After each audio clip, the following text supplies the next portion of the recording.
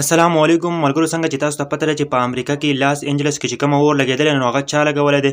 یو طرف ته چې دی نو اور ورېږي، بل طرف ته چې دی نو برفباري د واوره ورېږي، نو حالات مکمل طور باندې خراب دي. الله پاک چې دی نو په امریکا باندې عذاب راوستی. نوي معلومات رال داسې شریکومه، ضرور یې واورئ او د نورو ملګرو سره شیر کړئ. ملګرو، څنګه چې تاسو ته پته راکنه چې په امریکا کې اور لګېدلی دی او امریکا چې دی نو دا اور چا لګولی، نو امریکایي حکومت ولګېده او یو ماشوم چې دی نو هغه یې ګرفتار کړو چې دې ماشوم دا لګولی دی. خو څه وخت پس چې دی نو هغه ماشوم یې بېرته رها کړو. د هغه نه پس چې دی دوی ته چې پته ولګېده که نه، وایي دا اور چې دی په 10 ایکړ کې چې دی نو لګېدلی دی، په 10 ایکړ کې دا اور لګېدلی دی.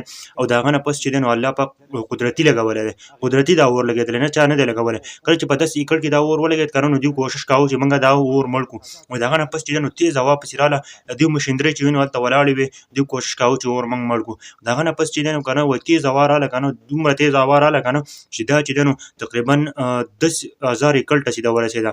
د 10 ایکړ نه 10,000 ایکړ ته ورسېده او د اور مکمل طور باندې تباهي شروع کړه. تقریبا 120 کیلومتر کې دا اور چې دی نو بیا لاړ. ښه په 20 منټ کې دا چې دی نو مکمل طور باندې خور شو. د هغه نه پس چې دی نو دوی چې دی نو مخکې انکشافات کړي وو چې دغلته لاس انجلس کې چې دی نو ډېر زیات بارانونه کېدل او تقریبا 3 میاشتې شوي وو چې دغلته بیا بارانونه نه کېدل، مکمل طور باندې بارانونه نه کېدل. نو مخکې انکشافات ورکړي وو که دلته چېرته اور ولګېد که نه، وایي دا اور به بیا د مړ کېدو نه وي، دا به مکمل طور باندې داسې وي چې بیا به څوک نه شي مړ کولی. د هغه نه پس چې دی نو هغه اور چې دی اوس هم نه دی مړ شوی که نه، او ډېرې زیاتې هر څه چې دی نو مکمل طور باندې ختم کړل.